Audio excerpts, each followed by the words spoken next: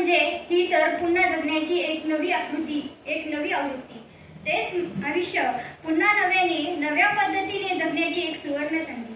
आई वडिलांची सेवा करण्याची, आपल्या लोकांसोबत, आपल्या कुटुंबियांसोबत प्रेमपूर्ण वेळ व्यक्त करण्याची, कुठल्याही वेळेच्या बंधनात न अडकता काम करण्याची. नसेल आता मर्यादा कुठल्याही सुट्ट्यांची, असेल आता गोड संध्याकाळ आपल्या सख्या सोबत्यांची, आपल्या जीवलगांची. आता वेळ आहे मनासारखे जगण्याची, आपल्याला हवं तसं मनमुरादपणे वावरण्याची.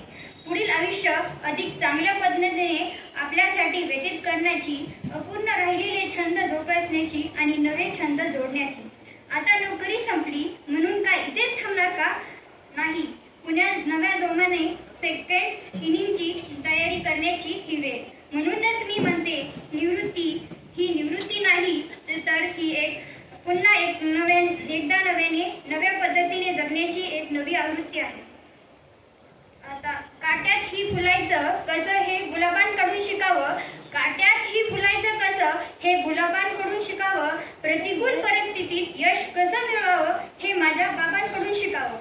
एका छोट्याशा गावात शिक्षण घेऊन यशाची अनेक शिखरे पार केली. तुमच्यामुळेच तर बाबा संकटाशी लढण्याची प्रेरणा मिळाली.